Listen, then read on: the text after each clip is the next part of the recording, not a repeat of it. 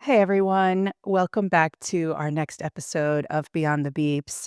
If you've been listening along with us, or maybe this is your first time, we are bringing together medical professionals, parents, NICU professionals, the community to improve the experience of NICU families and NICU babies in the neonatal intensive care unit.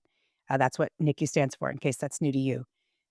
Today, we have a very, very special guest with us, Keira Sorrells, who was on our short list when we created this podcast nearly 2 years ago, because she is the founder of the NICU Parent Network. And that is the mothership of the NICU parent organizations in the United States. And she has been leading this movement to elevate the NICU parent leader as a professional in the maternal infant health space. And after giving birth to her own triplets at just 25 weeks and 5 days gestation, she lost one of her daughters at 14 months old. Kira was propelled into the maternal infant health world out of a deep seated desire to ensure that no parent experiences the trauma of preterm birth or loss alone. Together with a dedicated team of NICU parent leaders, Kira has grown the NICU Parent Network to be a sought after resource, a collaborative partner for providers, researchers, industry, and other stakeholders in this niche of healthcare, which is everybody who's out there listening today. These are our people. Kira believes that parents are the key stakeholders and the key informants in maternal infant health, and that nowhere else in healthcare is this more important than in matters related to neonates, newborns, a patient population that cannot speak for itself. Kira is passionate about strengthening the NICU parent leader community so that every aspect of maternal infant health will be improved through informing product development, research protocols, standards of care, and educating families, communities, and providers, resulting in families who thrive. Thriving, that's something we talk about at ICBB all the time. Ms. Sorrell's commitment to authentic leadership and collaboration has successfully brought over 40 NICU support organization leaders together as they have worked to establish a unified representation for NICU parents. This past summer, I had the great opportunity to work with and for the NICU Parent Network under Kira's leadership at Hill Day in Washington, D.C., where we were working to advocate for our NICU families and getting them the NICU Babies Bill of Rights. Welcome, Keira Sorrells. Thank you so much for having me, Leah. It's so great to be here.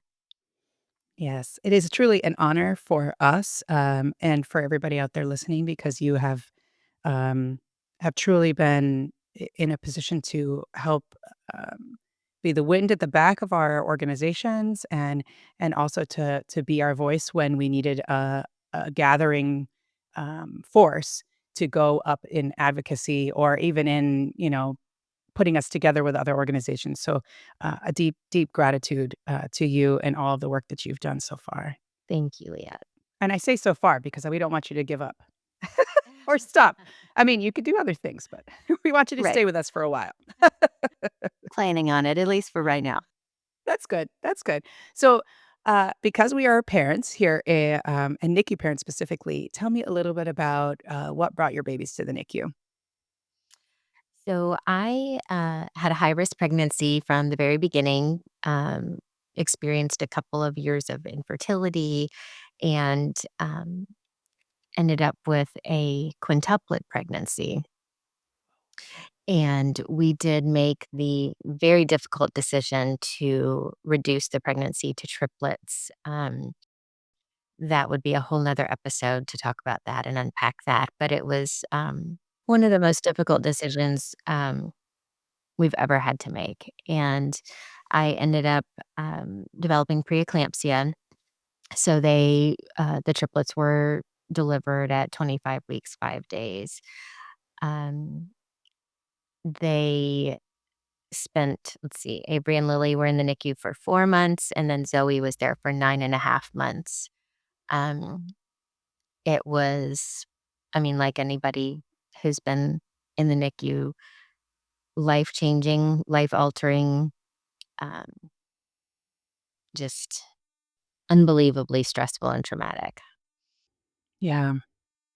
You shared with us, something on Hill Day, which I spoke about before, when we were meeting with several, um, senators and particularly representatives, and a lot of, community organizers. You shared, to me, it was a love letter, but I know it was, sort of your story. Would you mind sharing that with us here? Yeah, sure. So there was a day in February. I remember it was very sunny and unseasonably warm. And I was standing in the middle of a chapel just by myself. And I remember the way the rays of the sun kind of filtered through the windows and bounced off the crystal drops from the chandeliers above my head. And I was just sitting there, looking around, and I didn't even hear the chapel director open the door and didn't notice that he was walking towards me until he met me near the altar. And he just gave me a very warm smile.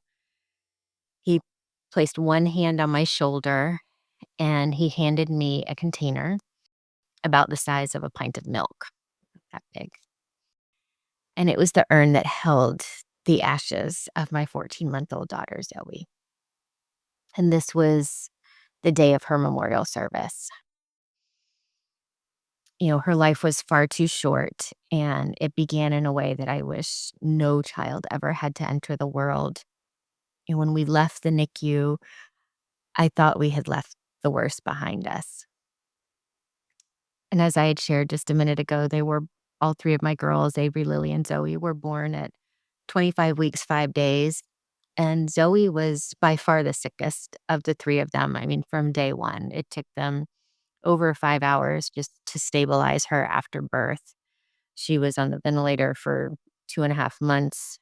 She was 2 months old before I could hold her.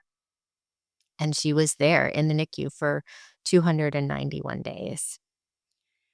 And all of our babies, all three of them, came home with some sort of medical equipment. Um, it- just like I'm sure many who are listening today, we had a mini NICU set up in the living room we had three feeding pumps, we had an oxygen concentrator, we had three apnea monitors, a blood pressure monitor, we had hearing aids for Zoe. But, they were still they were babies. They smiled, they laughed, they rolled around on the floor, they played steal the passy. Lily usually had two in her mouth and one on each pointer finger. And, we thought, like I said, we thought the worst was behind us, that we were going to have this life as a family. It might not have looked the way that we had dreamed it would look when we first started to talk about having a family. But something that was really difficult at first was that I didn't feel connected to any of my babies right away. I know now that that is a trauma response to their unexpected birth, the emergency C-section.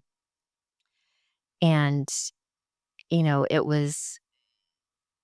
I remember very distinctly after they were born, I wouldn't go see them.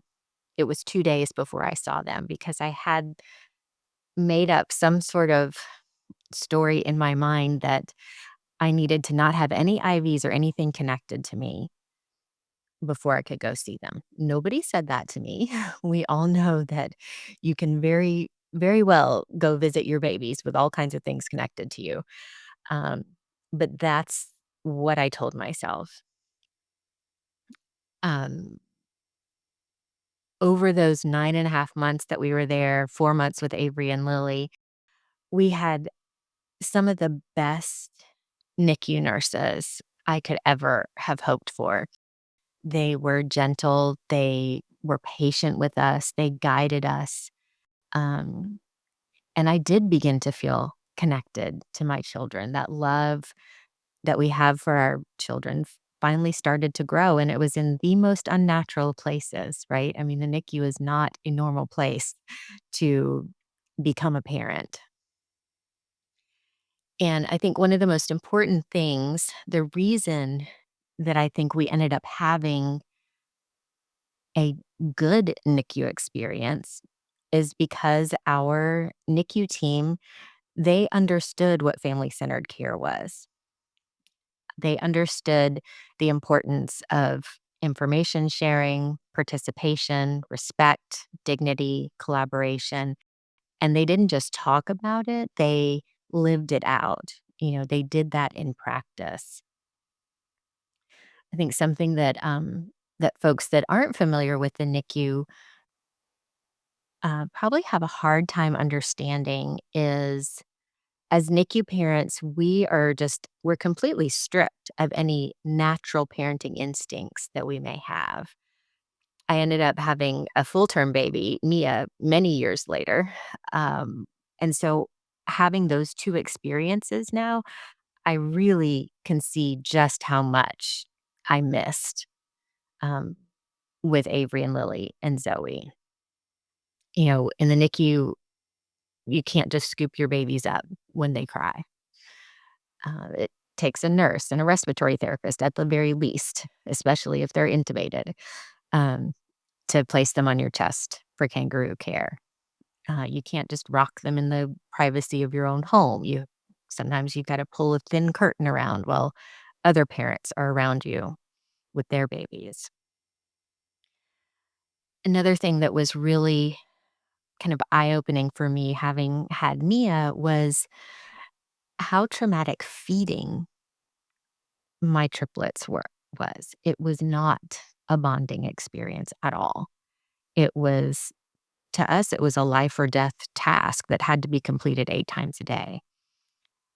And it was in these moments, not being able to pick them up whenever I wanted to, feeling like a failure when one of my babies just didn't have the stamina to finish their bottle. Um, I wondered if I could even call myself a mother. And it took quite some time for me to feel confident in that I was a mom. I remember at one point, I think it was about 5 months into Zoe's NICU stay, we were in a birthing hospital and had to transfer across the street, to the children's hospital because Zoe had to get a G-tube placed and had to get molds made for her hearing aids. And so, I rode in the ambulance and did the whole transfer thing, and we're getting into the NICU at the children's hospital, and the transfer nurse is, reporting out to the admitting nurse, and she kept getting things wrong. And so I kept going, correcting her and saying, "Well, no, this is the medication she's on. Well, no, this is the procedure that she's having." I mean, there were so many things I was correcting, and it was in that moment that I felt like I was Zoe's mom. But isn't that bizarre? That being able to recall all of her medical needs is what made me feel like her mom. Um, I was glad that we were only there for a few days and then we got to go back to our home NICU, I would say, because that is where, the NICU team helped me feel like a mother in a more, I guess, natural sense, where my husband and I became parents. And it was even you know, within the walls of the NICU that we saw their personalities bloom. Um, Avery has always been an observer, takes everything in, even as a small little baby, just was always looking very introspective. And Lily, who still is my dreamer, um, always curious and expressive, sometimes lost in her own world. And Zoe just emerged with this huge smile and kind of a husky laugh because she had, paralyzed vocal cord, and it was so fascinating to see these tiny babies, that were born so early to have these personalities, and the NICU staff there really supported us as parents. They truly cared about our babies and cared about us connecting with our babies because they understood that the NICU, however long it was still a very short time in comparison to their entire lives, right?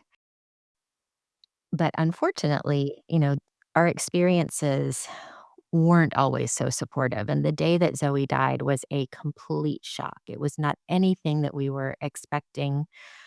She had recovered from the flu and pneumonia the week before. And then after a day and a half home after that rehospitalization, we had to rush her to the hospital in respiratory distress. I remember we had an oxygen tank and, the highest you could turn it up to was 4 liters and it was at 4 liters and we still had 30 minutes to get to the hospital. Um, she did stabilize and we got kind of settled in the PICU thinking, okay, here we go, another hospital stay. Not uncommon for medically complex babies like her. And in the middle of the night, she started to decline, and we were asked to wait in the waiting room while they intubated her. And we sat in that waiting room for 3 hours alone. I just remember, just how hard the chairs were. They were these plastic chairs. Nobody came to update us. No one brought us a coffee or a blanket. I would buzz the nurses' station, and they would just say, "They're still working on her."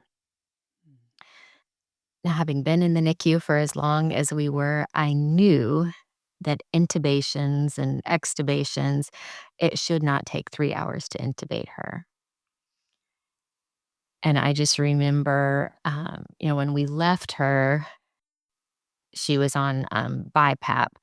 And of course, they were going to intubate her and put her on the ventilator. And I remember hearing something really big and clunky, kind of like coming down the hallway. And I saw an oscillator and a tank of nitric being wheeled into the PICU by the respiratory therapist, and I just knew it was her. It was for her. Hmm.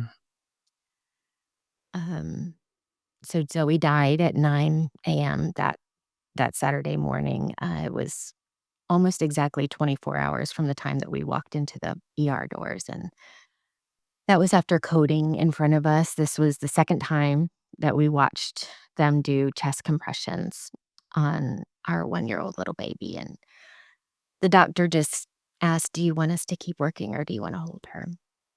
We didn't step out into a conference room. Without discussion, my husband and I both just said, "We wanna hold her." She had had enough, and we had to let her go. Um, what I would learn a few weeks later was that during those 3 hours that we were in the NICU, Zoe coded 7 times, and we were never given the opportunity to tell them to stop. I'm don't claim to be. I am not a healthcare professional. Maybe 3 hours goes by in a blink when you're trying to save a child. But we had been forgotten, and I think that that's one of the most, um, egregious things that could have happened was that we were stripped of the agency to make a decision for our child. So that's, really what led me to where I am today. Um, just I think if Zoe was still alive, I would not be doing this. I'd be too busy. Um, but it was just that, it was that experience. It was her death. And then later realizing that our experience in the NICU is not what a lot of other families experience, in terms of the support and the guidance and the coaching that we receive from our NICU team. And so that's why, we developed the NICU Babies Bill of Rights. Yeah. Kira, I can't thank you enough for sharing this. Everybody out there who's listening, I've heard this before. Um, and I tried my best to stay silent while you were reading it. Um, because it is such a powerful and honest and real and vulnerable thing to do. And, speaking up is something we hear a lot of our families feel bad about speaking up, or maybe they shouldn't, or who are they to speak up, or and lending your voice, especially yours. Um, I think it is one of the most powerful things that we can give. It's you showing up and showing your presence to all of our families who are there now. So I have deep gratitude for that as well. I think about when you said you were forgotten, and I think sometimes um, maybe not even forgotten, but selectively removed is something that also happens. I see a lot where it's like, oh, it'll be too much for them. Or I don't know how to talk to this parent about this. I don't know how to explain this. Or they'll be in the way. Um, I think it's something that I know I advocate highly for, being present for both birth and death in the NICU myself with other families. Um, it's been a gift to me to be able to be the parent support to say, this is what's happening. This is what's going on. Do you have any questions? Is there, help to manage the parents in the room? Because the doctors have to attend to the baby. The nurses are assisting that way. And without somebody there who can be the bridge between, parents either are forgotten about or forced out. It's interesting that you say that about the bridge between because we in the middle of the night when we were, well, no, I guess it was after we had been brought back, I ended up calling, one of Zoe's neonatologists and just kinda told her what was happening, and she showed up.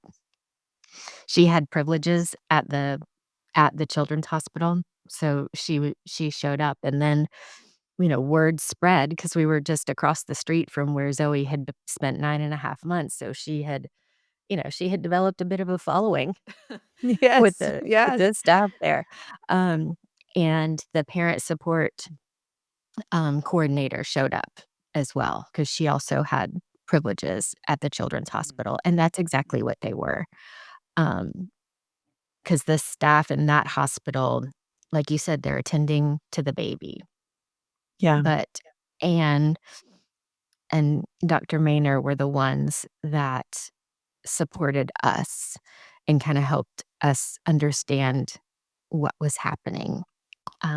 It was the 2 of them that, um, said, "You can hold her as long as you want after she had passed. Would you like to give her a bath?" Um, mm, and, took my phone and started calling people to let them know what had happened, because we didn't know. We had yeah, not planned no, for this at all, and yeah, they really were that bridge. yeah, yeah. I think it's and we're talking about it particularly here in death and grief, but so many components of the NICU. As you were the parents for your three baby, and for me, of course, but she was not in the NICU, thank goodness. Um, And it looked a little more administrative, right? Those first feelings that you said, I felt, when I was able to recount those things. And we've had other folks on our podcast before too who have saved their babies' lives because they knew what tube size to use, what medication was wrong or right or whatever. And Yeah, so, yeah, that does make you a very important part of the parenting. Um, and I think it's something that it, even in birth, which is for baby going to the NICU becomes traumatic, even if the pregnancy was rainbows and roses, which I talk about happens very rarely. But and even if the delivery, everything seemed okay until the moment, uh, then it becomes traumatic. So even if everything else was perfect, which almost happens almost never, but even if everything else was perfect, then you say your baby's not doing like, oh my God, we gotta go, we're calling a code. We gotta go to the NICU. Now it's now it's scary. And if nobody's there with the the birthing person, the mother, if that's who it is, saying, "This is what's going on and this is what's happening." And with the other parent, if there's somebody else there, a grandmother, a father, other mother, saying, "Let's go. You're coming with me with your baby to the NICU Right, because your baby right. needs you." And if the team isn't prepared to receive that baby with a parent, what happens? The parent gets pushed out. So even in like the birth, it can happen where the voice is removed or the support for the baby, and subsequently getting that parent bonded as quickly as possible. I don't know. Was your husband able to go with the triplets when they got admitted? So he stayed with me. I remember he was with me in recovery. Okay. I was in recovery for a while, and I remember, the um, actually it was Dr. Vayner, who admitted Avery and Lily, and she came in and kind of gave us an update, but wasn't able to update us on Zoe because again she was not stabilized for quite a while. So I believe he no, I was on the mag wash, so Oh, Lord. it's That feels terrible. so, some memories are a little fuzzy, but, I believe he went and saw them once I got resettled back into a room, and Sure. then he went up there.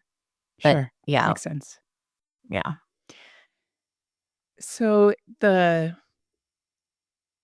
you mentioned the magwash, and something that to me is really impressive. I mean, how old are the girls now?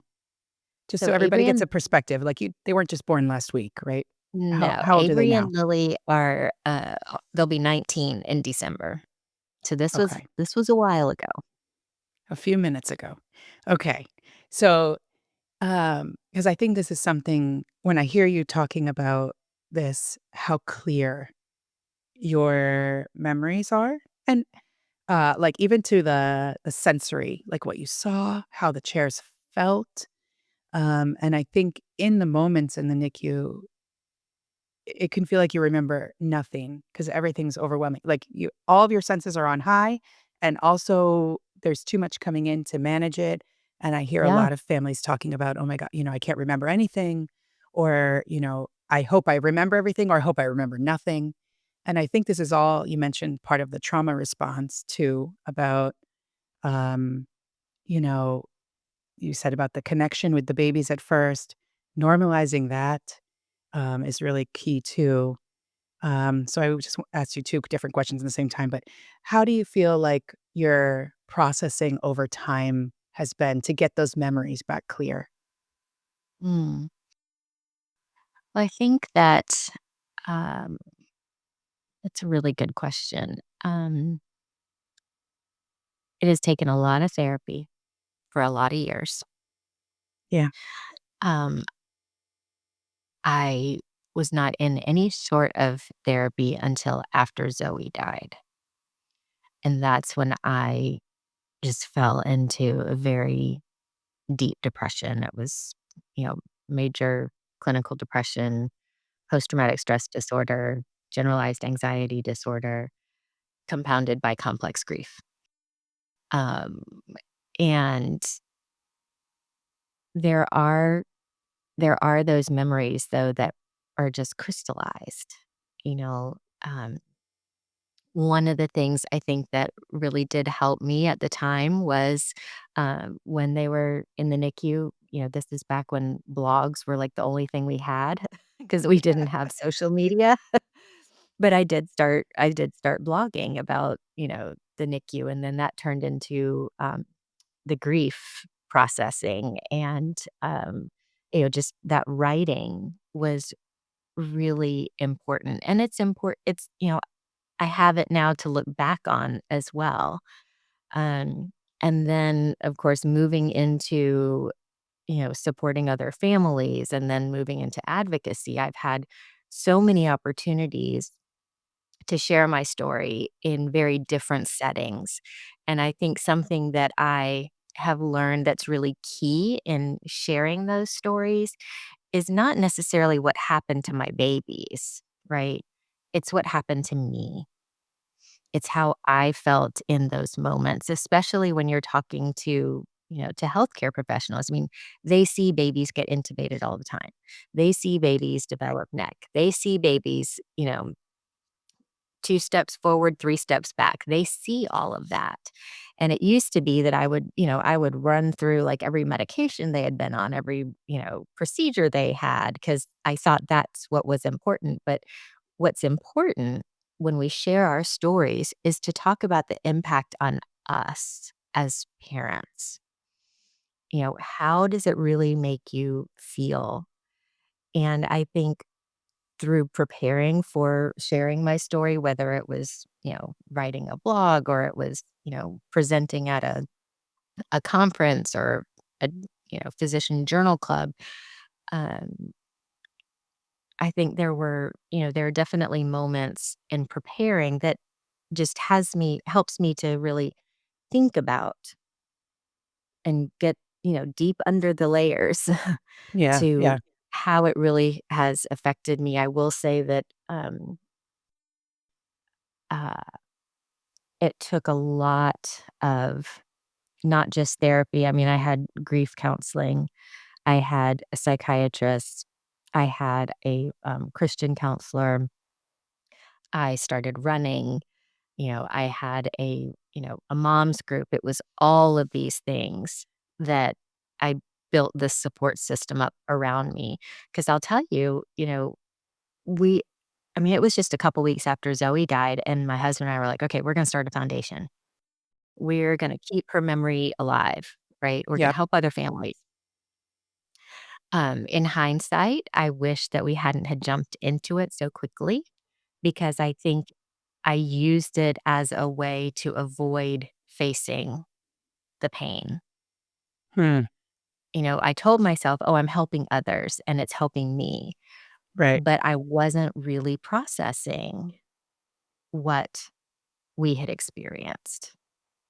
And so Yeah. I'll tell you there was I mean, and I did that for many years. I mean, it was Sure. it was probably a good, I don't know, maybe 6 or 7 years, and I remember supporting a mom who had a 24-weeker. She lived for a month and passed away, and I went to the funeral, and I was in bed for 2 weeks after that. It Yeah. just it Took sent me everything out of back. you. Mhm. Absolutely. And that was really a wake-up call to me, and I was like, "Okay, I gotta step back from this." I mean, it's really when I stepped back from doing any kind of one-on-one support, period, Mhm. because I Mhm. realized that that was not helping me heal, and was I potentially doing some harm to these families that I thought I was helping? Right. Um, so, yeah, that was a big wake-up call. Yeah, you talk about that a lot, and that's something, in NPN that you've always taken very special steps to, even when we have big meetings, small meetings, is to say, "Hey, we're all, wounded warriors," right? Everybody who's showing up has had an experience in the NICU, um, almost, or they're close, or they're providers who have had their Right. own ongoing trauma of tending to one baby who's going through a code and then turning to the next one who can't feed and trying to hold it all together. We're all in this world. And you've talked a lot about um, healing yourself, like you're talking about right now. Um, Tell me about the trifecta. You used that words with me before. So I call it the trauma trifecta because we as leaders, whether you're a leader of a program, a leader of an entire organization, an author, an advocate, you are a leader, right? Hmm. And you have experienced something traumatic um, in having a NICU baby, having a loss. It doesn't matter, how long the NICU stay was or how short it was. When a pregnancy ends in a way that you don't expect it to, you know, that can feel traumatic for a lot of people. And then when we start these organizations and we start these programs, a lot of them are grounded in the importance of peer-to-peer support. So that means you're either staffing or you are managing volunteers that have also had this experience. And then you're going right back in, sometimes into the very hospital. where your own experience occurred, and you're supporting families who are in the midst of their own trauma, and that is significant. That is very different than if I was to go work for Girl Scouts of America, you know? I mean, it's different when the cause is so deeply rooted inside of you, and, I mean, it has to do with the most precious thing in your life, your children, right? Right.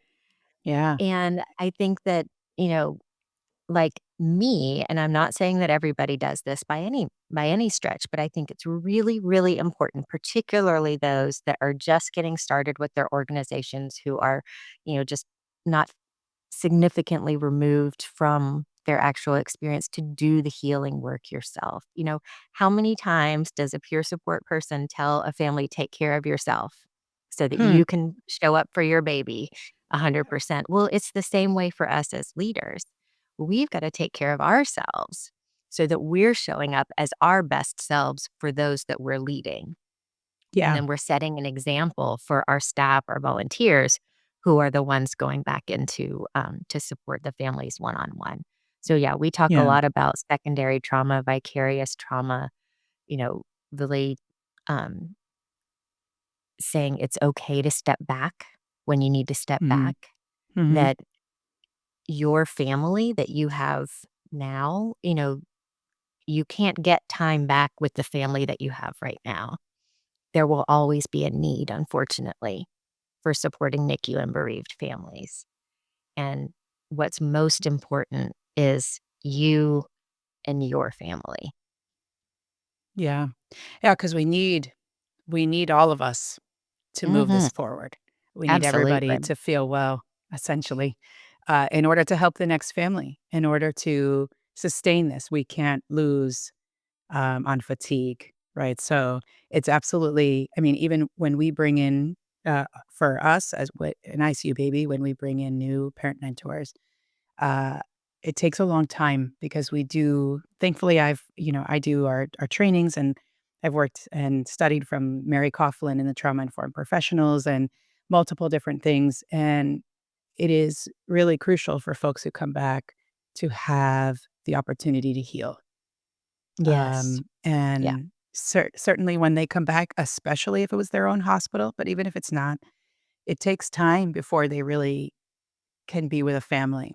We have to come on the elevator, just yeah, the doors open, smell the Right. soap, hear the beeps, have to re-regulate our systems. But I think there's something very powerful that I've heard, and you saying it yourself, right? Being able to tell your story over and over again, from other people who are either, ambassador families or they're providers or they've just joined another NICU organization is being able to talk about it. Being able to talk about it and getting more comfortable talking about it helps the process. If whether it's writing when you're in the NICU, writing in your journal, to then speaking about it, to then supporting other people, hearing other people's stories, being able to show up for them. I think it does absolutely help the healing process. But what I'm hearing from you, and you tell me if I'm wrong, is we can't take it hastily. No. That this will Yeah. always be there, that motivation, and this happens for all of us. I don't know if ever you hear this other times. Towards the end of a stay in somebody's NICU, and sometimes even the first time we meet somebody, they're like, "I wanna join ICU Baby. I wanna do this." We're like, Yeah. "Whoa, yes, this is great. You just had a baby, so you are in, like, mama bear mode. So you have a ton of," air quoting for the people listening, "energy." It's not true energy, it's adrenaline, right? And you feel like because you have to kinda take over the world for a little while, Right. when you're carrying in fight or flight, or you're fighting for your baby's life. So it makes sense to me that you and your husband were like, "We're gonna fix it tomorrow," because you were running on that mama bear, daddy bear. We have to fix it now. We're in control of this. And so we always try to back people up and say, "Yes, yes. Right now, we're taking care of you. Okay? And I'm gonna see this seat here. I'm gonna keep this seat here for you. Okay? We don't really wanna see you back for at least 4 years.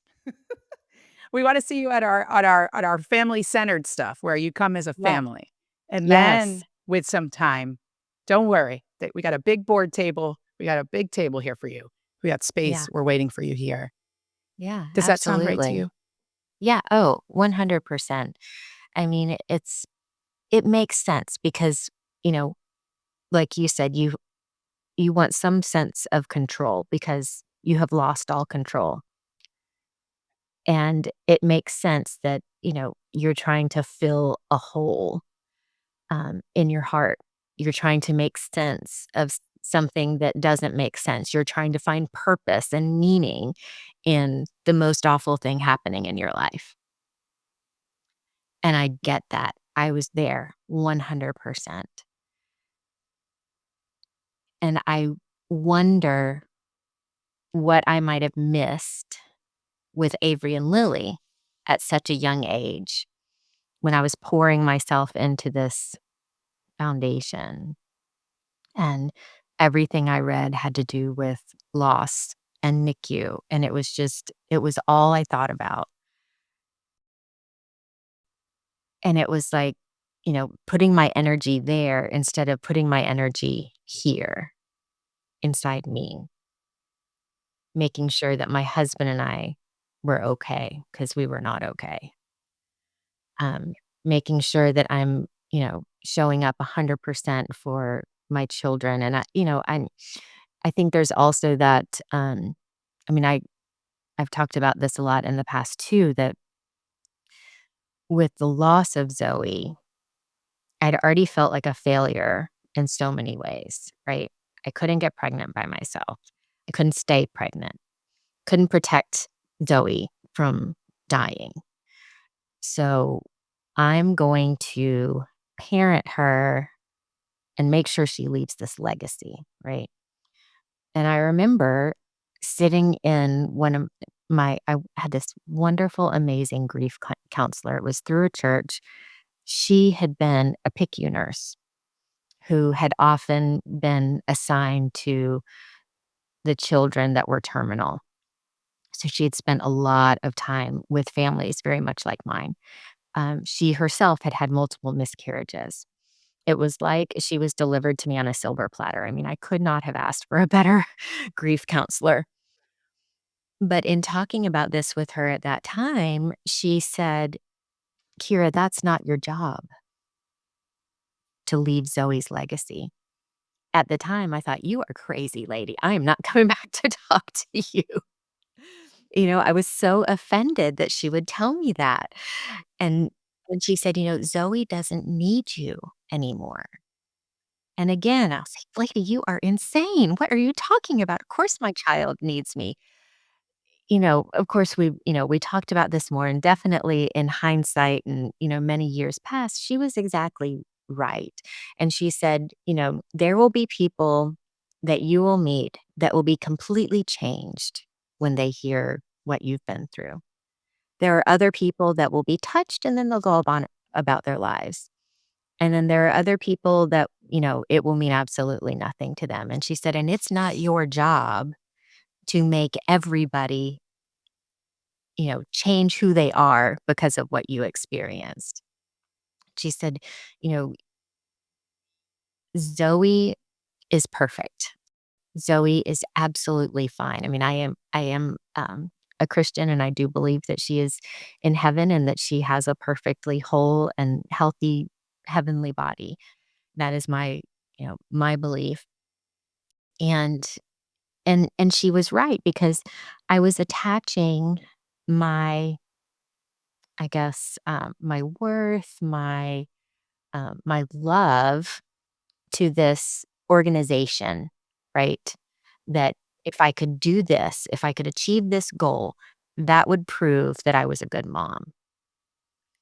And you can't attach your love or your worth to a thing, to an organization. And so over time, I absolutely now it's very different. I used to, put everything out there that I was feeling all the time. I would, now it's much more personal for me. You know, it was like I was trying to show, "Look, I'm a good mom even though my child died," right? But now it's just me loving her is enough. That's all. Nothing more. Yeah. It's courage. It's a lot of courage because our world doesn't give our mothers, our families that space. And so I think that's quite profound. And it's true. You are enough as you are. Absolutely. Hey, I Absolutely. had a great conversation with another mother just recently at a birthday party, which was not where I usually have my NICU conversations, but that's my life. That's what happens. I'm almost always wearing this. And and she said the same thing. I felt so, I'm a failure. And to this day, the kids are older. I'm a failure. I couldn't have a baby. I couldn't have a full term. Look at this body. Couldn't do it. I couldn't do it. I couldn't. Well, why do you say that? And she sort of tried to giggle it off, like she didn't really mean it. Like, Yeah. I'm like a failure, ha ha ha, which tells me that's how you feel, but you're not supposed to say it. And if you say it, then it's wrong, but laugh and oh my gosh, so much judgment, judgment, judgment. And I said, well, to me, and this is what I know, same thing for you in that same judgment, which I also practice, everybody out there, everything that I say outside, I also have to practice to listen to myself, right? Right. Is I know that if you could have done something different, you would have, which means it's not your fault because if you could have changed, right? For me, if I could have not had this ridiculous uterus that contracted and looked like I was in labor starting at like 16 weeks every week or twice a week, like I would have done that. I would have done that, right? Like for darn sure, especially the folks who are showing up in this way and having these deep feelings. Yeah. If you Yeah. if you could have, you would have. So that makes it no matter it's out of your hands. Um, yeah. Wow. I'm very grateful for that grief counselor you had. Mm, me too. My Thank gosh. you for sharing that wisdom. Yeah. Wow. So you created the first foundation, and then did that morph into what NICU Parent Network became? So the first foundation was the Zoe Rose Memorial Foundation. It was a small nonprofit outside of Atlanta. Our goal was to help families who are transitioning home with babies with medical equipment because we felt completely lost when we left the NICU with 3 babies and all these machines. It's a full unit, practically. Yeah. Oh, for sure. And because of that, I started to meet people and was invited to, an advocacy meeting in Washington, DC. Now it's the National Coalition for Infant Health. Oh, yeah. Before, it was called the what was it called? I can't even remember what it was called, but it was this coalition has been through about, 3 different iterations, so I believe the one that I went to was the 2nd iteration. It was run by then, Healthy Mothers, Healthy Babies, National Healthy Mothers, Healthy Babies, and I was in this room with about 60 people, and, there were people from the AAP and NAN and AWAN and HRSA and NPA and, all these provider associations, and I was one of 3 parents in the room. Well, And they were talking about, creating a NICU journal for families. They were talking about creating um, a discharge planning tool to help nurses teach families and have them ready for discharge. yeah. But they did not have families on their planning committees. They did not have families on their development committees. And I just sat there thinking, how do you know that what you're spending all this time and money on is actually going to work? How do you know it's going to help? And it was unbelievable to me. Mhm. Um, this was about 15 years ago. So I ended up having a conversation with the then executive director of Healthy Mothers, Healthy Babies, and said, "Hey, what do you think about a parent advisory board for this coalition?" And she pretty much said, "Great idea, go ahead and do it." That's like, "Oh, Oh, okay." that's the best. Right? No, thankfully, I had a very good relationship with an advocacy director at a pharma company, and so I brought the idea to them, and I said, "I would love to get these parents together that are, leading programs, leading organizations," because they were trying to this company at the time was trying to help develop, maternal infant health kind of coalitions around the country Mhm, with parents involved. mhm. What a novel idea. Um, and, um, and they said, "Great, I love that idea." So, it was probably the fastest grant I've ever received and then put on an actual event. I think we got the grant in July, we had the event in October. It's never happened that Wow. quick since. My goodness.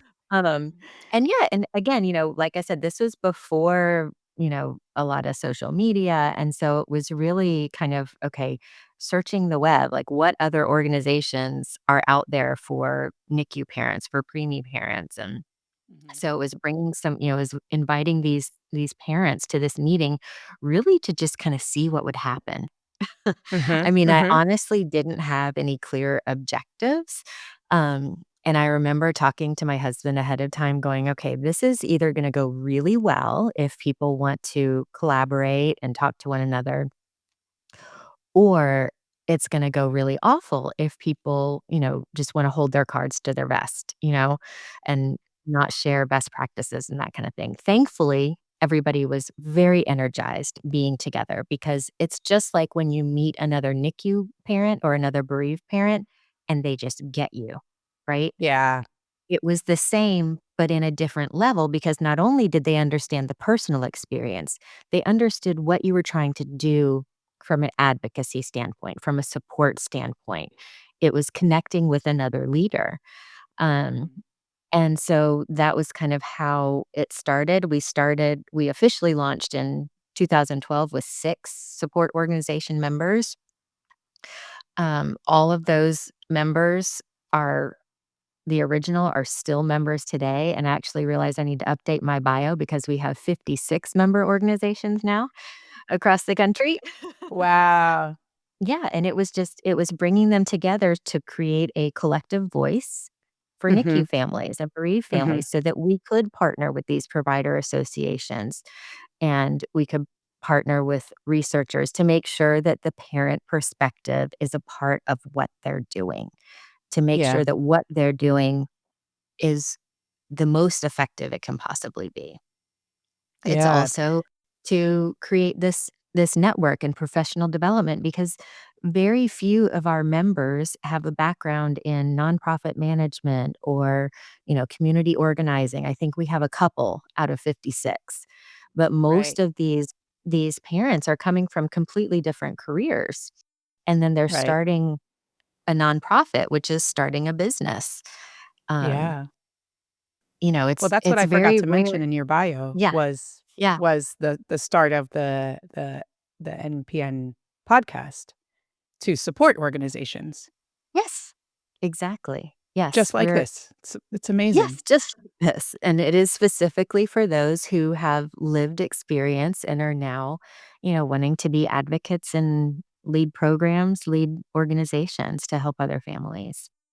So, I think something that I've seen, change, I think we've been I don't know, I should have looked this up before coming here. I think we've been members for 5, 6, 7, I don't know, something like that, years, Ye Yes, um, yep.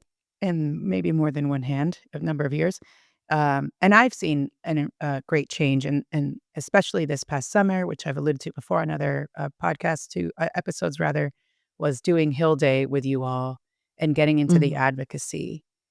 Yeah. Um, I would be remiss if we didn't talk a little bit about the NICU Baby Bill of Rights here. So share a little bit about that for those who don't know. For sure. So this is actually our very first collaborative project as a network in 2013. So we launched in 2012, and at the summit that year, it was, "What if we create a NICU baby's Bill of Rights?" And, kind of akin to a patient's Bill of Rights. So we've been through several updates as, practices have changed, as language has evolved, and so our most recent, update came in 2024, and it is written as if the baby is speaking to their care team about all the different ways to support them and support their families. We have the right to inclusion, the right to my parents' care, the right to protected sleep, um, and all of these are, um, you know, again, they're written in a way to teach healthcare professionals how to best support the baby, and it's all grounded in those core tenets of family-centered care: collaboration, participation, respect and dignity, information sharing. I mean, that's what all of those are, and we were really fortunate earlier this year to have Congressman McGarvey in Kentucky and Congresswoman Houchin in Indiana to actually, file House Resolution 236, which is support for the goals of a NICU baby's Bill of Rights. Again, pointing to the importance of parental mental health, parent integration and participation at the bedside, informed consent. Um, it's really, I mean, never in my wildest dreams did I think that our Bill of Rights would actually make it to Congress. So we are hoping that next year it will be introduced on the floor for a vote. Mhm. Um, Time will tell, but Yeah. yeah, that's exactly what our Hill Day was all about, was educating um, the staffers of congressmen, congresswomen, and senators about what it's like, because very few people actually know what the NICU is Right. and what that means in terms of what's happening to these parents, and how they can best be supported. Hmm. Yeah. I know for us, we were set in all of our Florida House offices and Senate offices, and then anybody we saw in the hallway. We picked up Ohio also because we just happened to be there. Uh, they were incredibly receptive, Mm, incredibly connected, and these are young, mostly male staffers. And it's summer, so it was also we had a bunch of summer interns and a lot of offices. They brought them in as well for a big meeting so they could learn, and it became really like a family meeting in each of the offices for us. When we were yeah, sitting there, they'd bring in other people. We'd talk about their what they knew about it, what they didn't know, how they could, and it was really something that they were like, "Well, why isn't this happening?" You know, right, um, and that's a good reception to have for trying to get something across the board is like, I thought this already would be true.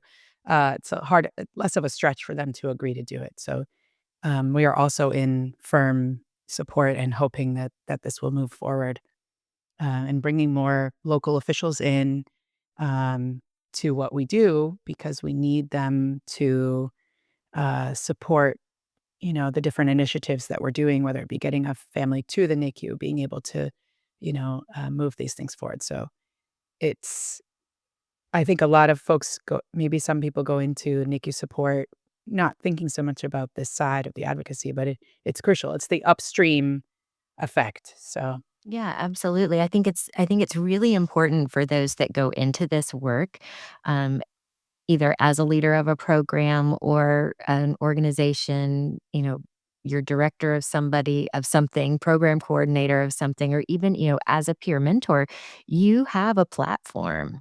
You have an opportunity to take the experiences of the families that you're supporting and advocate for best practices, Mhm. for improved policies, improved guidelines. and it's perfectly fine if you wanna stay in your support lane 100%. You know, I know that my lane is not support.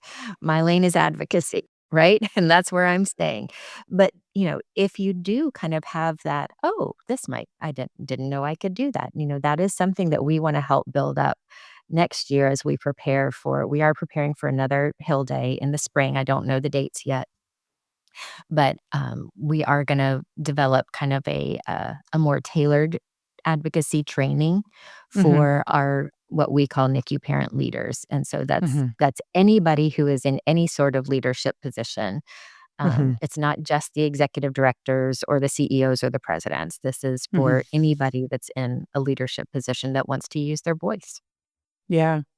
I think it's, going back to families who are in the NICU now who have that energy, that want to make a difference, who want their experience Mhm. to for them, it may feel like it gives them a purpose or it helps them to heal, um, is you do have a voice. You don't have to use it unless you want to.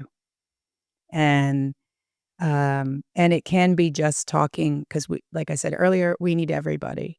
We need everybody like you at the top advocating to Congress and the White House, and we need everybody working in the middle who are talking to their doctors, being part of the Family Advisory Committee.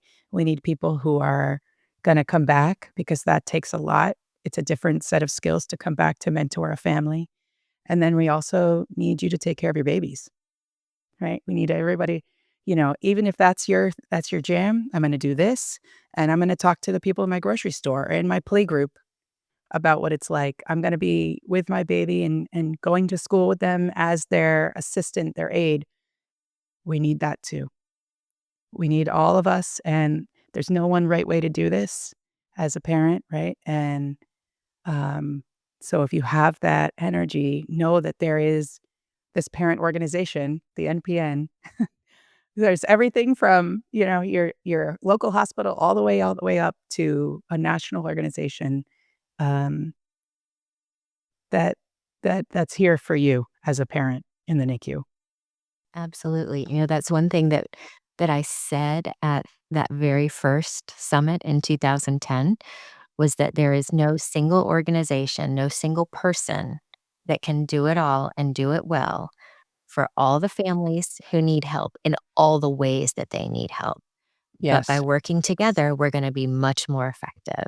And that's exactly what you're saying, that this is, from every aspect, every person or company or organization that has anything to do with these babies and these families. We need everybody. The problem is just too complex and too big. Yeah. Well, I could talk to you for the rest of my life, clearly. I we're missing like 7 to 8 things that we didn't get to. We'll have you for a second iteration. Yeah. It'll be the Keira Sorrells Corner.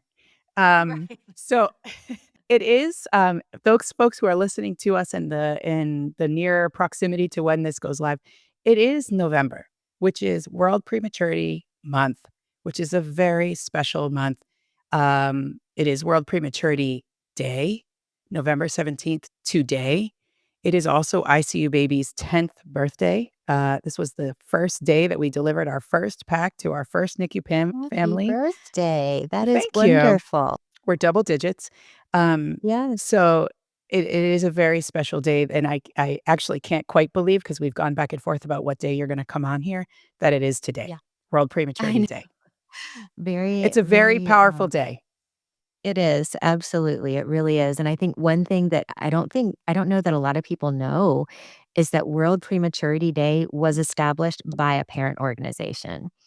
It is now the Global Foundation for the Care of Newborn Infants. At the time, it was the European Yes. Foundation for the Care of Newborn Infants, but they established World Prematurity Day, and I think that that's pretty amazing and really does speak to the influence and the power of parents that, Yes, they established this day years ago, and it is celebrated all over the world. it is. It's incredible, truly incredible. So, I think, as we wrap up, we use the word hope. It's very important for, our way of being. What does hope, that word hope, mean to you? Yeah, I've thought about this a lot, because I know I've been in a lot of rooms before where healthcare professionals worry about giving hope, inspiring hope for families because they can't say what an outcome is going to be. But I think something that I've learned about hope is that it doesn't matter what the outcome is, that hope is to me, hope is an expression of love, Hmm. right? And regardless of what the outcome is. I mean, I had a pregnancy that ended up with the best possible outcome with Avery and Lily thriving as emerging young adults, and the worst possible outcome that I lost one of my daughters. Yeah. But what, what continues to move me forward is hope, which is fueled by my love for my children. Mm, that's beautiful. And so if there you have currently, there's somebody sitting by their baby's bedside. There's somebody who's at home, they're driving to the hospital. Any uh, words of wisdom or um, encouragement or something that you would share with someone today? Absolutely. I think one of the most important things that was told to me by a nurse was that my baby knows my smell, my voice, and my touch. That my touch is very different from the touch of a doctor or a nurse. And don't be afraid to touch your babies. Don't be afraid to hold your babies because it is healing. Being close to you, your scent, your voice, it's powerful. And so rest in that power and that knowing. Amen to that. That is beautiful. Well, thank you, Kira, for joining us today and lending your story, and to your girls, all of them, for sharing you with us. And if you're out there, maybe at your baby's bedside right now, or driving back and forth to the hospital, pacing at night, pumping milk, recovering after the NICU, and trying to make sense of the world, or maybe it's been 15, 20 years and those memories are still very fresh and raw. Kira and I want you to know that you are not alone, and we look forward to being in your ears or on your screen soon. Take gentle care, everyone.